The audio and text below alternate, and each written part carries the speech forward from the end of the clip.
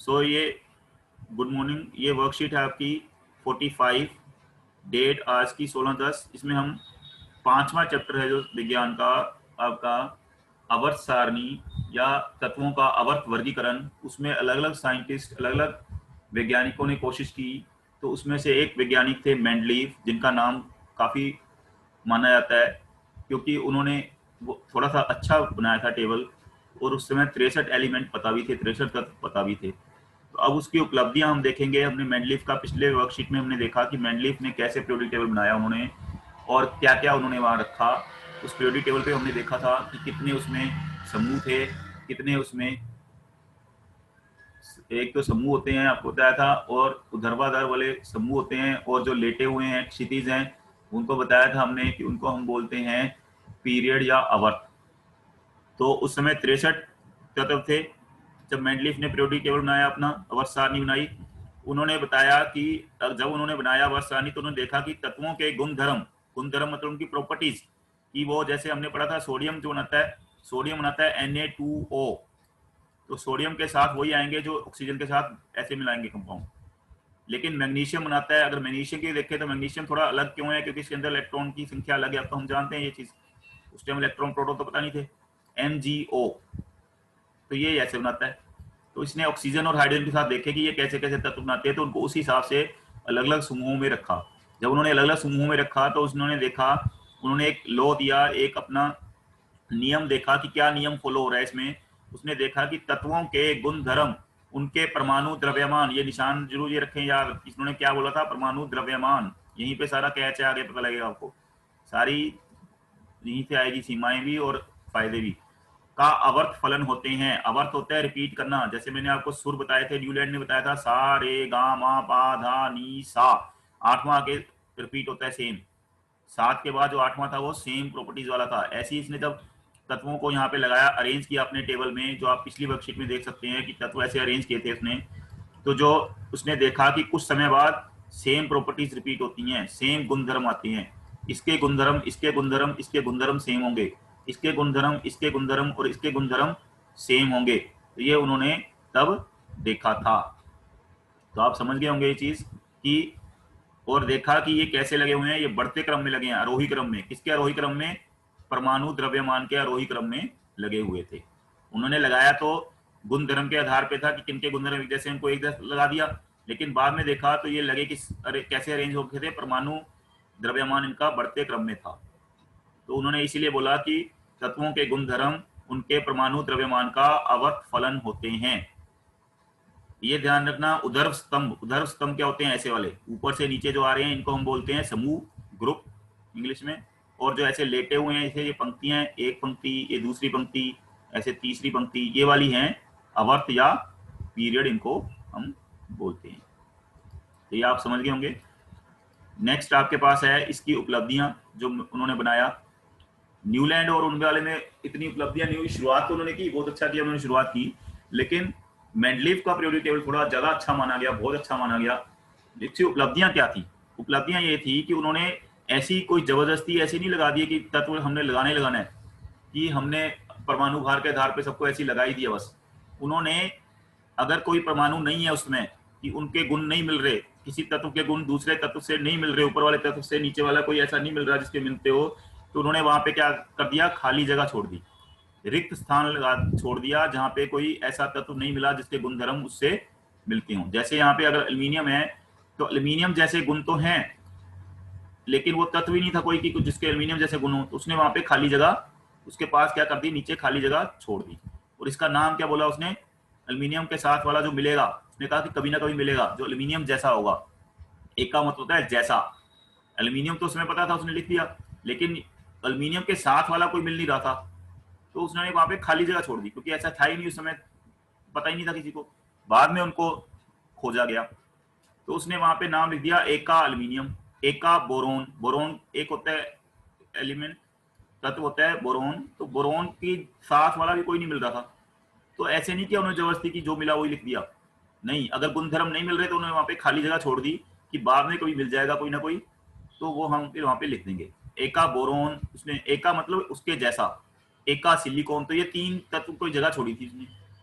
तो उनके बाद में जब उन्होंने लोगों ने डिस्कवर किया, खोज की, तो उनको मिले बोरोन जैसा जो मिला। एक का बोरोन की जगह अब क्या उसका नाम है स्कैंडियम, एक का एल्यूमिनियम की जगह जो है उसका नाम गैलियम, एक का सिलिकॉन की जगह जो है उसका नाम जर्मेनियम।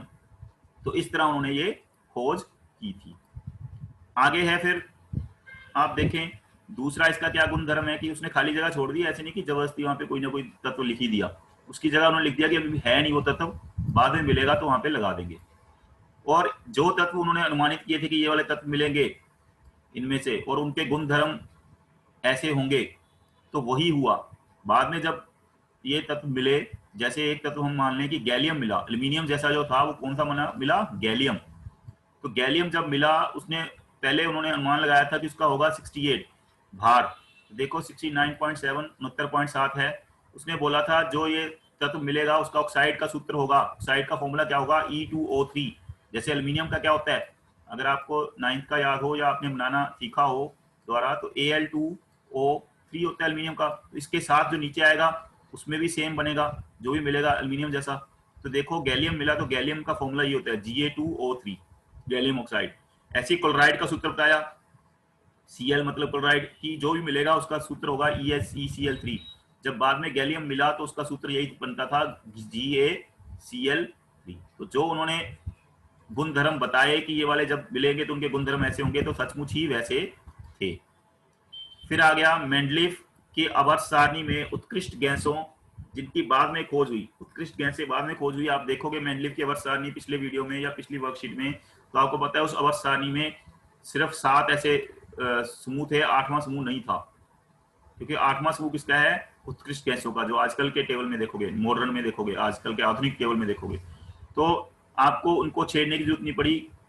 8वां समूह सिंपल इधर सीधा सीधा हम उसमें रख सके। तो ये इनके क्या थे, फायदे थे या इनके एडवांटेज थे, जो इनकी उपलब्धियां थी। अब आएगी सीमाएं।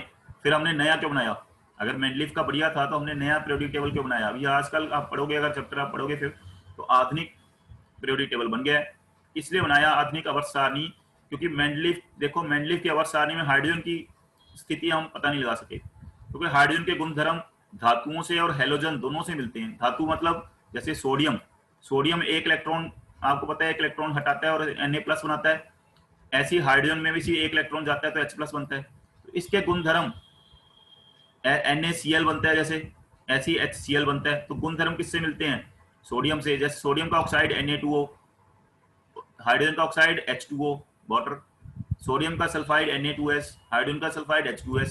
तो ये हाइड्रोजन जो है वो एक तो धातुओं से भी इसके गुणधर्म मिलते हैं, दूसरा इसके गुणधर्म हेलोजन से मिलते हैं। हेलोजन जैसे क्लोरीन, क्लोरीन Cl2 बनाती है, ऐसी हाइड्रोजन बनाता है H2, आपने पढ़ा है हाइड्रोजन गैस।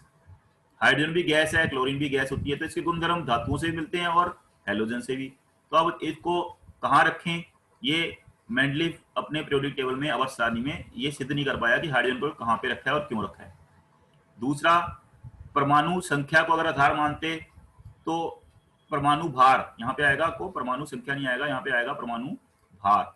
अगर परमाणु भार को हम आधार मानते हैं, परमाणु द्रव्यमान को हम आधार मानते हैं, तो एक ही तत्व के कई परमाणु द्रव्यमान होते हैं। समस्थानिक एक होते हैं, आपने 9th में पढ़े होंगे, समस्थानिक होते हैं जिनका परमाणु संख्या तो सेम है, इलेक्ट्रॉन प्रोटॉन की संख्या सेम है। जैसे हाइड्रोजन के 3 है, हाइड्रोजन के तीनों की परमाणु संख्या हाइड्रोजन की सेम रहेगी, लेकिन उसके भार अलग अलग हो जाता है, 1 2 3। तो ये है हाइड्रोजन के समस्थानिक, जिनका परमाणु संख्या सेम है लेकिन परमाणु भार अलग अलग है, 1 है किसी का, 2 है किसी का, 3 है। अब इन अगर भार के आधार पे रखेंगे जो मेंडलीफ ने रखा जैसे, तो तीनों अलग अलग जगह पे रखे जाएंगे, और है तीनों हाइड्रोजन, केमिकल प्रॉपर्टी एक जैसी है, पर रखा उनको अलग अलग जाएगा। तो इतने सारे ऐसे रखने के लिए तो बहुत सारे फिर बनेंगे। कार्बन के 2 होते हैं, कार्बन की परमाणु संख्या दोनों की 6 है, जो समस्थानिक होते हैं उनकी परमाणु संख्या सेम होती है, लेकिन द्रव्यमान एक का 12 है, ये आपने 9th में पढ़ा होगा, तीसरा चैप्टर 9th का, और एक का 14 है। तो इनको 2 जगह रखना पड़ेगा कार्बन को। तो ये उसकी समस्या थी कि एक ही तत्व को 2 3 3 जगह रखना पड़ेगा, क्योंकि उनके भार अलग अलग होते हैं समस्थानिकों में। उससे वो अवस्था सारी बिगड़ जाएगी, कार्बन 2 जगह दिखाई देगा, हाइड्रोजन 3 जगह दिखाई देगा। तो ये उसकी समस्या थी। दूसरा था, जब हम एक तत्व से दूसरे तत्व में बढ़ते हैं तो परमाणु द्रव्यमान निश्चित रूप से नहीं बढ़ता। जैसे संख्या तो निश्चित रूप से बढ़ती है, हाइड्रोजन का अगर 1 है, हीलियम का कितना है 2, क्या है परमाणु संख्या। लिथियम की 3, ये आपके सब 5th चैप्टर में दिया हुआ है, आप पढ़ सकते हैं उसको। लेकिन अगर आप भार देखोगे, हाइड्रोजन का भार 1 भी है, 2 भी है, 3 भी है, अलग अलग है। तो हीलियम 4 के आसपास भी है, लिथियम का 6 बन जाता है। तो कोई इसमें सारणी नहीं है कि एग्जैक्ट कितना बढ़ेगा आगे जाते हुए, किसी में 1 बढ़ रहा है, कहीं 2 बढ़ रहा है, कहीं 4 बढ़ रहा है, लेकिन परमाणु संख्या निश्चित बढ़ती है। इसके बीच में तो कुछ आ नहीं सकता, 1 के बाद 2, 2 के बाद 3। लेकिन परमाणु द्रव्यमान के आधार पर हम बता नहीं सकते कि उसके बीच में और भी तत्व आ सकते हैं या नहीं आ सकते। तो ये इसकी कमियां थी जो आपको याद करनी है। फिर आपके क्वेश्चन आते हैं, कौन थी आवर्त सारणी के जनक के नाम से जानते हैं? आवर्त सारणी किसने बनाई? बेसिकली आवर्त सारणी का जनक है, ये देखो शक्ल बनाई हुई है, फोटो, नाम नहीं लिखा, तो ये फोटो से आप पहचान सकते हैं, ये हैं मेंडलीफ। पूरा नाम इनका डिमिट्री मेंडलीफ, आप देख सकते हैं उसमें। इन्होंने कौन से गुणधर्म का प्रयोग किया था? इन्होंने किया था गुणधर्म, प्रॉपर्टी कौन सी इन्होंने किया कि ऑक्सीजन और हाइड्रोजन के साथ ये कौन से तत्व बनाते हैं, उसके आधार पे ये रहा। मेंडलीफ ने तत्व से बनने वाले हाइड्रोजन व हाइड्राइड व ऑक्साइड के सूत्र को तत्वों के वर्गीकरण के लिए मूलभूत गुणधर्म माना। तो ये इसका आंसर हो गया पहले का। दूसरे में बोला, मेंडलीफ ने अपनी आवर्त सारणी में कुछ रिक्त स्थानों को छोड़ा, वे इस प्रकार के तत्वों का अनुमान लगाया जो उसमें ज्ञात नहीं थे, उन तत्वों के नाम